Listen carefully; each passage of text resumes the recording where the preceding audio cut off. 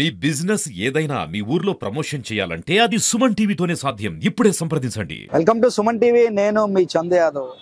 సేనతో సేనాని అనే అంశంతో విశాఖపట్నంలో జనసేన పార్టీ విస్తృత స్థాయి సమావేశం అయితే అంగరంగ వైభవంగా జరుగుతుంది. దీనికి సంబంధించి ఆంధ్ర రాష్ట్రంతోనే కాదు, పక్క రాష్ట్రం ఏదైతే ఉందో తెలంగాణ నుంచి కూడా అధిక సంఖ్యలో నాయకులు కార్యకర్తలు కూడా హాజరయ్యారు. అయితే దీనికి సంబంధించి ఈరోజు ఏదైతే ఉందో విశాఖ వైఎంసీఏ దగ్గర పూర్తి స్థాయిలో కేడర్తోని ముఖ్యమైన నాయకులందరితో కూడా సమావేశాలు అయితే నిర్వహిస్తున్నారు. ఈ సమావేశాల్లో పవన్ కళ్యాణ్ నిర్విరామంగా కార్యకర్తలందరితో కూడా మాట్లాడే ప్రయత్నం అయితే చేస్తున్నారు. దీనికి సంబంధించి తెలంగాణ రాష్ట్రం నుంచి కొంతమంది జనసేన ముఖ్య నాయకులు కూడా ఏదైతే ఉందో విశాఖకు విచ్చేసి తమ అధినాయకుడు ఎవరైతే ఉన్నారో ఆ పవన్ కళ్యాణ్ని కలిసి మాట్లాడడం కూడా జరిగింది. అసలు వీరి యొక్క ఏంటి, అసలు ఎందువల్ల వీరు విశాఖపట్నం వచ్చిన నాయకులతో ఏం మాట్లాడారు, ఎట్లా మాట్లాడారు, తెలంగాణలో పార్టీ ముందుకు వెళ్ళే అవకాశాలు ఉన్నాయా లేవని అడిగి తెలుసుకునే ప్రయత్నం చేద్దాం. మహేందర్ రెడ్డి గారు, నమస్తే సార్.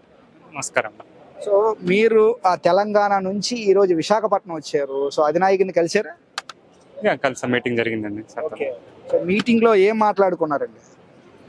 మీటింగ్ లో వచ్చి పార్టీకి దిశానిర్దేశం చేశారు. పార్టీని తెలంగాణలో ఏ విధంగా డెవలప్ చేయాలన్న అంశాల మీద రాష్ట్ర నాయకత్వం మహేందర్ రెడ్డి గారు, శంకర్ గౌడ్ గారితో పాటు కూడా రాష్ట్ర కమిటీ మొత్తానికి కూడా దిశానిర్దేశం చేయడం జరిగింది. ఇంట్లో ఏంటంటే ఆంధ్రాలో ఏ విధంగా అయితే పార్టీని డెవలప్ చేస్తామో తెలంగాణ కూడా గ్రామ స్థాయి నుంచి రాష్ట్ర స్థాయి వరకు కూడా పార్టీని బలోపేతం చేయాలని దిశానిర్దేశం చేశారు. సో ఇప్పుడు ఆంధ్ర రాష్ట్రంలో అయితే జనసేన కూటమితో కలిపి ముందుకు వెళ్తుంది. తెలంగాణలో కూడా కూటమితో కలిపి ముందుకు వెళ్ళే అవకాశాలు ఉన్నాయా? సపరేట్ గా పోటీ చేసే అవకాశాలు ఉన్నాయా? ఇప్పుడు ఈ యొక్క మీటింగ్ యొక్క ఇంటెన్షన్ ఏంటంటే పార్టీని ఏ విధంగా డెవలప్ చేయాలన్న అంశం మీద మాత్రమే డిస్కషన్ చేయడం జరిగింది. కానీ పొత్తుల గురించి కానీ కూటమి గురించి కానీ అది ఏమీ డిస్కస్ చేయలేదు. ఓన్లీ పార్టీని ఎలా బలోపేతం చేయాలి, మనము జనసేన కార్యకర్తలకు ఏ విధంగా అండగా ఉండాలి అన్న అంశాలపైన మాత్రం డిస్కషన్ చేయడం జరిగిందండి. సో ప్రస్తుతం తెలంగాణలో ఆ పార్టీ పరిస్థితి ఎట్లా ఉంది? దీన్ని ఏ విధంగా బలోపేతం చేసే దిశగా మీరు ముందుకు వెళ్తారు? పార్టీ అనేది క్యాడర్ ఉందండి. ఉన్న క్యాడర్తో పాటు ఇంకో కొత్త క్యాడర్ని ఎంకరేజ్ చేస్తూ అందరిని కలుపుకోబోతూ వెళ్ళాలని చెప్పారు. జనసేన సిద్ధాంతాలు ఏవైతే ఉన్నాయో 7 సిద్ధాంతాలు, ఆ సిద్ధాంతాలని ప్రజలకు బలంగా తీసుకెళ్లాలి అని చెప్పి దిశానిర్దేశం చేశారండి. సో తెలంగాణలో చూసుకుంటే కాంగ్రెస్ పార్టీ బలంగా ఉంది, అదేవిధంగా బీఆర్ఎస్ పార్టీ కూడా అంతే బలంగా ఉంది. సో ఈ రెండు పార్టీల్ని బీట్అవుట్ చేసుకుని జనసేన ముందుకు వెళ్ళగలదు అనుకుంటున్నారా? ఖచ్చితంగా వెళ్ళగలుగుతుంది. ఎందుకంటే జనసేన సిద్ధాంతం ఏంటి అంటే నలుగురికి మంచి జరిగేది ఏదైతే ఉంటే అదే జనసేన సిద్ధాంతం. ఖచ్చితంగా జనసేన పార్టీ తెలంగాణలో కూడా ఆంధ్రప్రదేశ్లో ఏ విధంగా అయితే కీలక పాత్ర పోషించిందో అదే విధంగా తెలంగాణలో కూడా జనసేన పార్టీ అనేది కీలక పాత్ర పోషిస్తుంది. ఎందుకంటే ఈ రోజు కూడా మా వాలంటీర్లు అందరూ కూడా తెలంగాణలో ఉన్న ప్రతి ఒక్క క్రియా వాలంటీర్ కూడా ఇక్కడికి వచ్చి వాళ్ళు ఒక ఉత్సాహాన్ని మాకు ఇంకా రెట్టింపు చేశారు. సో ఈ బలోపేతం చేసే దిశగా ముందుకు వెళుతున్న తరుణంలో రేపు వచ్చే జిహెచ్ఎంసీ ఎలక్షన్ లో కానీ అదేవిధంగా జూబ్లీహిల్స్ బై ఎలక్షన్ లో కానీ పార్టీ పోటీ చేసే అవకాశం ఉందా, లేకపోతే సపోర్టింగ్ కే పరిమితం అవుతుంది?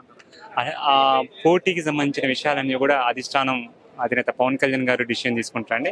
కాకపోతే మాకు ఇచ్చిన టాస్క్ ఇప్పుడు ఏంటి, పార్టీ బలోపేతానికి గ్రౌండ్ లెవెల్లో బూత్ మేనేజ్మెంట్ నుంచి రాష్ట్ర కమిటీ వరకు ఏ విధంగా బలోపేతం చేద్దాం ఏంటి అని దాని మీద ప్రణాళికలు చేస్తున్నారు. దాని మీదే మాత్రమే ఇప్పుడు ఈ 3 రోజుల కార్యక్రమం పార్టీ బలోపేతం.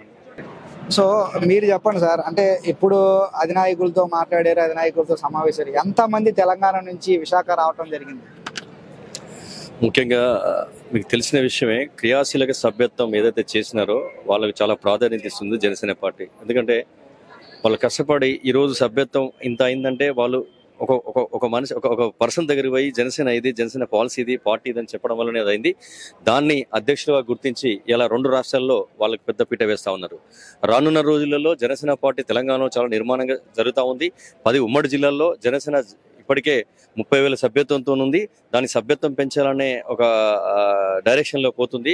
ఏది ఉన్నా ఆంధ్రప్రదేశ్ ఈక్వల్గా రేపు జనసేనను ముందుకు తీసుకెళ్లాల్సిన ప్రయత్నంలో తెలంగాణ జనసేన రాష్ట్ర నాయకులు ఉన్నారు. బీఆర్ఎస్ పార్టీ, కాంగ్రెస్ పార్టీ ఈ రెండింటిని డామినేట్ చేసుకుని సభ్యత్వాలు తీసుకెళ్లగలుగుతారా తెలంగాణలో? మంచి క్వశ్చన్ అండి. బీఆర్ఎస్ కాంగ్రెస్ కదా, బీఆర్ఎస్ కు 10 years ఇచ్చింది, కాంగ్రెస్ కు ఇప్పుడు ప్రభుత్వం ఇచ్చింది. బీఆర్ఎస్ ఫెయిల్యూర్స్ చూసి కాంగ్రెస్ కి ఇచ్చింది. కాంగ్రెస్ 1 year కాకముందే కాంగ్రెస్ ఫెయిల్యూర్ ఏందో మా సర్వేలో తేలింది. ఎందుకంటే కొన్ని వాళ్ళు తప్పుడు నిర్ణయాలు ప్రజలకి ఇబ్బందిగా ఉన్నాయి కాబట్టి రానున్న రోజులలో ఎన్డీఏ ప్రభుత్వం బీజేపీ, టీడీపీ అండ్ జనసేన ముందుకెళ్తుంది. అందులో జనసేన చాలా ముందుగుంది. ఎందుకంటే 2014లో తెలంగాణ స్టార్ట్ అయింది పార్టీ, 2014లో తెలంగాణ స్టార్ట్ అయిన పార్టీ ఇప్పటి వరకు ఉమ్మడి 10 జిల్లాల్లో ఖచ్చితంగా మాకు అన్ని 119 నియోజకవర్గాల్లో మాకు సభ్యత్వం ఉంది, 119 నియోజకవర్గాల్లో మాకు జన సైనికులు, 119 నియోజకవర్గాల్లో మాకు ఇన్ఛార్జ్ ఉన్నారు. ఆ దిశగా మేము పార్టీని ముందుకు తీసుకెళ్తున్నాం. సో సభ్యత్వాలు ఏ విధంగా ఇప్పుడు అధినాయకులతో మాట్లాడారు, అధినాయకులతో మాట్లాడకుండా ఉన్నప్పుడు ఉన్న సభ్యత్వాలు ఇప్పుడు అధినాయకులతో మాట్లాడిన తర్వాత సభ్యత్వాల వేగం పుంజుకునే అవకాశం ఉందంటారా? ఖచ్చితంగా అండి. ఎందుకంటే పార్టీ ఇక్కడ అధికారంలో ఉంది. ఇప్పుడు ఒకప్పుడు అధికారం లేనప్పుడు పనిచేసుకుంటూ ఇప్పుడు వచ్చినప్పుడు అధికారంలో ఉంది.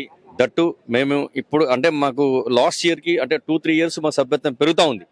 అంటే ఇంకా పెరుగుతుంది కానీ తగ్గదు, ఆ పెరిగే సంఖ్య ఇంకెక్కువ ఉంటుంది అనే ఉద్దేశంగా మేము పనిచేస్తామని. సో నాయకులు అది క్యాడర్ వరకు ఓకే సభ్యత్వాలు చేసుకుంటూ ముందుకు వెళ్తున్నాను, మరి నా క్యాడర్ నడిపించే ఆయా నియోజకవర్గాల్లో నాయకులు కూడా ఉన్నారా? ఎస్, ఇంతకుముందు చెప్పాను, మొన్న మీటింగ్ అయింది. 119 నియోజకవర్గాల్లో 107 నియోజకవర్గాల్లో మా ఇన్ఛార్జీలు ఉన్నారు. సభ్యత్వం ఉంది, అక్కడ నాయకత్వం ఉంది, అక్కడ సమస్యలపైన పోరాటం చేస్తూ ఉన్నాం. ఎందుకంటే కొన్ని గతం ఆర్టీసీ ఉద్యమం కావచ్చు, డ్రగ్స్ విషయం కావచ్చు, ఒక ఎల్బీ స్టేడియం ఎల్బీ నగర్లో ఎల్బీ నగర్ నియోజకవర్గంలో అమ్మాయి విషయంలో మైనర్ బాలిక పైన చాలా ఇలాంటివి చెప్పుకుంటే చాలా ఉన్నాయని ప్రతి సమస్య పైన జనసేన అక్కడ ప్రభుత్వాన్ని క్వశ్చన్ చేస్తూ ఉంది. అక్కడ ఏదైతే అన్యాయం జరిగిందో దాన్ని క్వశ్చన్ చేస్తూ ముందుకెళ్తుంది పార్టీ. చివరిగా ఎంతమంది వచ్చారు సార్ మన తెలంగాణ నుంచి, ఎంతమంది వచ్చారు, ఎన్ని రోజులు ఇక్కడ ఉంటున్నారు? సో ఇప్పటి వరకు ఎందుకంటే క్రియాశీలక సభ్యత్వం ఈసారి మెసేజ్ డైరెక్ట్ ఏదైతే వాళ్ళు చేయించినారో సెంట్రల్ ఆఫీస్ నుంచి డైరెక్ట్ మెసేజ్ లేని బహుశా 500 పైన ఉంటారు, 500 నుంచి 1000 లోపు ఉంటారు. 500 నుంచి 1000 మంది వరకు తెలంగాణ నుంచి ఇక్కడికి వచ్చారు. టెక్నికల్ ప్రాబ్లం వల్ల కొందరు మెసేజ్కి వెళ్ళాలి కానీ 500 పైన ఉంటారు. సో ఇది ప్రస్తుత పరిస్థితి ఏదైతే ఉందో, కాంగ్రెస్ అదే బీఆర్ఎస్ వైఫల్యం నుంచి కాంగ్రెస్ పుట్టుకొచ్చింది, కాంగ్రెస్ ఈరోజు పాలన సాధిస్తుంది. అదే కాంగ్రెస్ వైఫల్యాల ద్వారా రేపు పొద్దున ఏదైతే ఉందో కూటమి ప్రభుత్వం అధికారంలోకి వచ్చే అవకాశం 100% ఉంది. అందులో భాగంగానే 119 నియోజకవర్గాల్లో 107 నియోజకవర్గాలు అయితే పూర్తి స్థాయిలో ఇన్ఛార్జీలు ఉన్నారు. సభ్యత్వాన్ని బలోపేతం చేసుకుంటూ ముందుకు వెళ్తున్నాం.